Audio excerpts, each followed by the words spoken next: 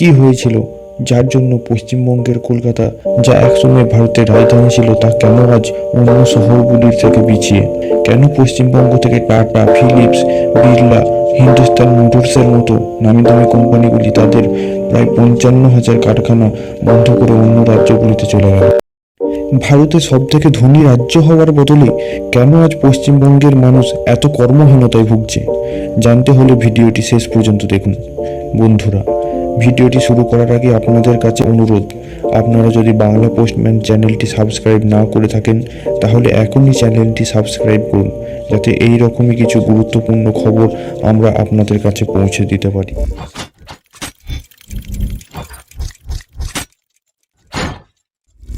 সাল 1772, যখন ব্রিটিশ সরকার কলকাতাকে ভারতের রাজধানী ঘোষণা করেন। পশ্চিমবঙ্গের কলকাতাকে ভারতের রাজধানী ঘোষণা করার প্রধান কারণ ছিল এর অবস্থান। একদিকে যেমন অন্য দেশের সাথে ব্যবসা বাণিজ্য করার জন্য ছিল 3 দিক ইন্টারন্যাশনাল বর্ডার ও সমুদ্র উপকূল, তেমনি অন্যদিকে পশ্চিমবঙ্গের মাটি ছিল কৃষিকাজে একদম উপযুক্ত। এছাড়া প্রচুর পরিমাণে খনিজ পদার্থ সমৃদ্ধও ছিল। এত সুযোগ থাকা সত্ত্বেও পশ্চিমবঙ্গে আজ তেমন কোনো বড় শিল্প গড়ে ওঠেনি, বরং প্রচুর নামি দামি কোম্পানিগুলো তাদের প্রচুর কলকারখানা পশ্চিমবঙ্গ থেকে তুলে অন্য রাজ্যে নিয়ে চলে যায়। কোম্পানিগুলির অন্য রাজ্যে চলে যাওয়ার প্রধান কারণ ছিল পশ্চিমবঙ্গের রাজনীতি। যতবার কোম্পানিগুলো পশ্চিমবঙ্গে তাদের ব্যবসা শুরু করতে আসে, ততবারই হয় রাজনৈতিক দাঙ্গার কারণে, নয়তো লেবারদের বিদ্রোহের কারণে তাদের কারখানাগুলো বন্ধ করে দিতে বাধ্য হতে হয়। এমনই হয় এক ইঞ্জিনিয়ারিং কোম্পানির সাথে, যেখানে সেই কোম্পানির একজন বড় অফিসারকে সেই কোম্পানির লেবারেরাই লাঠি দিয়ে পিটিয়ে মেরে ফেলেন। এছাড়া আরও একটি ইঞ্জিনিয়ার কোম্পানির ম্যানেজারের গাড়িতে আগুন লাগিয়ে দেওয়া হয়। এমনকি বিড়লা কোম্পানির মালিক দা আদিত্য বিড়লাকে রাস্তায় লোকেরা মারধর করে তাকে উলঙ্গ করে রাস্তায় হাঁটায়। কোম্পানির লেবাররাই অফিসারদের এইভাবে মারধর করতে থাকে, যার ভয়ে আরও অন্যান্য কোম্পানিগুলো তাদের কারখানা বন্ধ করে চেন্নাই, মুম্বাই, ব্যাঙ্গালোর গিয়ে নতুন করে কারখানা স্থাপন করে।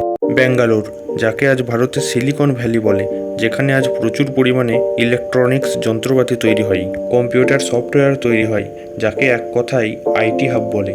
এই আইটি হাব, যা ভারতের প্রথম পশ্চিমবঙ্গে শুরু হবার কথা ছিল, কিন্তু তৎকালীন বাংলার মুখ্যমন্ত্রী একেবারে না করে দেন, কারণ কম্পিউটার এলে নাকি মানুষের আর কোনো কাজ থাকবে না।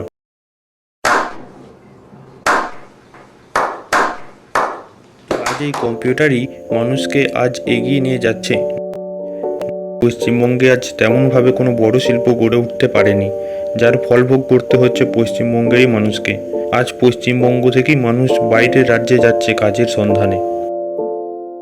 বন্ধুরা, ভিডিওটি ভালো লেগে থাকলে লাইক করুন, কমেন্ট করুন এবং আমাদের বাংলা পোস্টম্যান চ্যানেলটি অবশ্যই সাবস্ক্রাইব করবেন এবং আপনাদের বন্ধুদের সাথে এই ভিডিওটি শেয়ার করুন, যাতে তারাও এই ঘটনা সম্পর্কে জানতে পারে।